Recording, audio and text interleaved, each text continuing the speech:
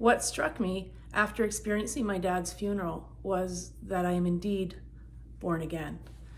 You may say, how can that be? You're a lesbian. How can you be born again? Well, I went through the last 50 years of my life thinking that my sexuality and my belief system could not be aligned. As such, I went through the first 30 years of my life hiding the fact that I was a lesbian. I then went through the next 20 years of my life not witnessing to the people I came in contact with about the love of God. I was just not comfortable letting people know that both of these things were true. For the first time in over 20 years, and since my dad's funeral, I've let my family and my friends know that I'm in fact born again. In preparing this message, I examined 3 misconceptions that I had or that I had observed over my almost 50 years. I'm going to try to show how these misconceptions are impacting me personally. My first misconception was, if you're a Christian, being gay is wrong, so it's okay to lie and hide the fact that you're gay, or that you can lie about the fact that your kids are gay, and lies of omission are okay. I shouldn't need to give Bible and verse to the fact that lying when it hurts people is wrong. In 2003, when I attended a 2S LGBTQ+ leadership conference, one of the speakers really got my attention when she emphasized how important authenticity is in being a leader. My aha was realizing how many times I chose to lie about my own situation or deny that I was in a relationship because I wasn't comfortable that the person I was interacting with would be positive.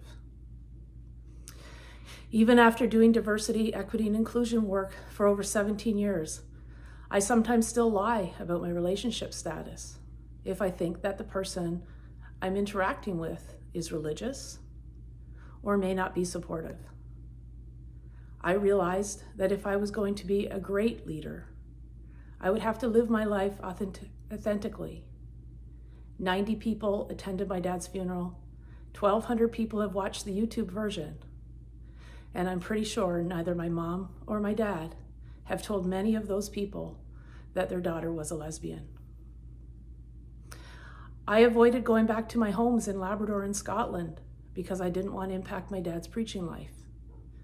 I also avoided building relationship with my nephews and other relatives. The belief system created a wedge between my family, and as a result of not being accepted by my mother, my father, my family, and the people of God, I had nowhere to turn when my world became dark. And there were many times I personally considered suicide as an escape from my struggles, because if the people closest to me thought I was wrong, then how could God love me, or how could I get direction from Him for my life? Many of our children, our acquaintances, our work colleagues are struggling with things like addiction, being gay, being angry about their lot in life. Because of our belief systems and the rules we hold on to so strongly, they are turning to other things versus God to deal with their issues, be it sexuality, addiction, recovery from abuse, and mental health struggles. As Christians, I hope we remember that when we post judgmental things about people's sexuality, it may be the trigger they need to end their pain, whereas a post about God's love may be the lifeline they need to hear. My second misconception, being gay is wrong, and to be truly born again, you'd have to give that up to be a true Christian. I'm born again. I'm a lesbian. I can't change who I am. If I could have, I would have a long time ago. Here are the things that are true of me. I'm Alex Dryburgh's daughter. I believe there's a reason he changed my name from Brenta to Esther when I was born. I was born again at 5 years old, 45 years ago. I was baptized at 13. I realized I was a lesbian at 23 years old and left the church. 27 years later, when I was speaking about my dad and his faith from the pulpit in Highbury Gospel Hall at my dad's funeral, God spoke to me and I started to listen to God again. I think the only reason I started to listen is that I was allowed to speak and honor my father's legacy from one of the assemblies he was commended to the work from. God had given me an opportunity as a woman and a lesbian that I never imagined was possible. I was only there because my brothers loved and supported me. I wept when Ian specifically thanked Carla and made sure she was sitting beside me in the funeral as part of the family. At my father's funeral, I had the opportunity to witness to the only 3 people that attended that, as far as I know, didn't have a personal relationship with God.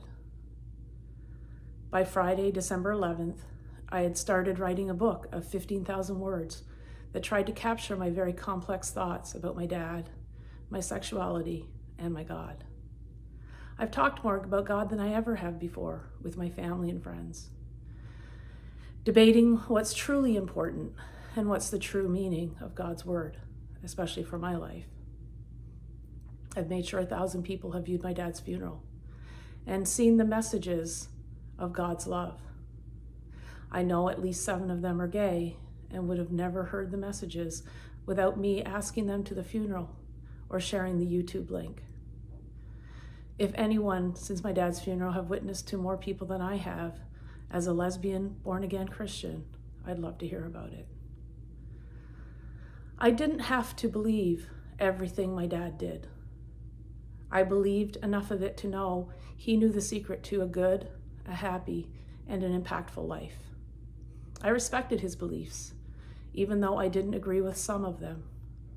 I hope to make sure through my life that people know that there's something different about me, and through me, or through my father's legacy, that they find God's love and get the opportunity to live a happy, contented life like he did and have a peaceful death. I know many people are struggling with the same things I have. I know many of them, like me, have considered suicide as a way to end the darkness and the struggle. I hope that at least one person who has listened to this will consider turning to God to help with their struggles and to look to faith as a way to live their lives for God. I hope mothers who love their children so much stop preaching at them and start listening and sharing God's true love versus God's conditional love. I don't know what God's plan is for my life, but I do know for the first time in 20 years, I'm actually paying attention. My third misconception is allowing LGBT plus people to be members or leaders in churches, or at least the one I grew up in, would tarnish God's message and the gospel message would die.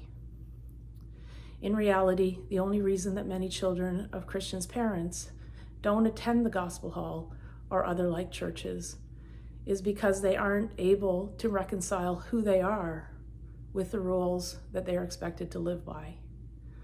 Others don't feel there's a message for them personally. They feel they have to give up their faith, and because of that, they look for other places or things to fill that void. As I sat in the gospel hall the day of my dad's funeral, I felt at home, and here's what I loved about the experience. Belting out the 3 hymns reminded me of karaoke, which I've always loved. There was a lesbian speaker that gave messages that I could relate to. The preacher gave a great message, and I chuckled to myself that he preached about bosoms. I learned that my dad was a closeted soccer fan, and I felt happy and sad at the same time. Happy that I shared a passion for the beautiful game, sad that he never got to see me score a goal. I was inspired to change my life and tell everyone I knew about the God of my father. I wondered if I would ever be given a chance to give a second message from Highbury Gospel Hall. I wondered if Ken's prayer would be answered when he asked God to raise up other men to walk in my father's footsteps. I wondered if my Uncle Miller was right when he told me I have a gift and I could be a gifted teacher of God's word. I remembered looking at the photo of my dad and the other preachers in the slideshow that played at my dad's funeral. My thoughts were, It's sad I'd never be able to attend the church of my father because the leaders don't look like me. The photo of the 12 straight white men that are considered leaders in the church didn't reflect me and my leadership style. Here's my new favorite quote. It's the first thing I saw on Facebook after I posted my dad's funeral. I thought God wanted to use me to show gay people how to be straight. Instead, God wanted to use gay people to show me how to be a better Christian, by Rachel Held Evans. If you haven't already, go watch his funeral on YouTube. Search for Alex Dryburgh, and you'll see 3 things. He was a man who loved his God and judged no one that I'm aware of. He certainly never outwardly judged me for being a lesbian. He had 3 children who loved their dad and spoke of the respect of his faith, despite the fact that each of them disagree with some of his belief system. None of them attend the church of their father. He was a preacher first, but he also loved his family.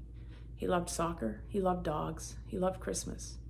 He loved his lesbian daughter, and he appreciated inappropriate humor. And it was all reflected in his funeral. Even though you've never considered God, go to his funeral and see what a legacy looks like of someone that judged no one despite his beliefs. I think the secret to my dad's legacy is that he lived a happy life, focused on his love for God, and there was not room in his life to judge other people. He was obsessed with understanding God's will for his life versus being worried about anyone else. I hope it inspires you to consider a life of faith. I know it did for me. If you've stayed with me this long and you've already done the work, and you know belief in God isn't something that you can support, I'd ask you to still go watch the funeral and the graveside. I think there's a message there about how to live a good and happy life. Dad never preached at anyone when he wasn't on the platform. And anyone he came in contact with got a lesson in how to live a happy life. I hope his death inspires you to live life the way he did, and that you find something in yourself to live a good, happy, and contented life like him. I'm going to spend the rest of my life looking to God for direction and trying to prove my dad didn't make a mistake when he changed my name from Brenda to Esther. Thanks for watching.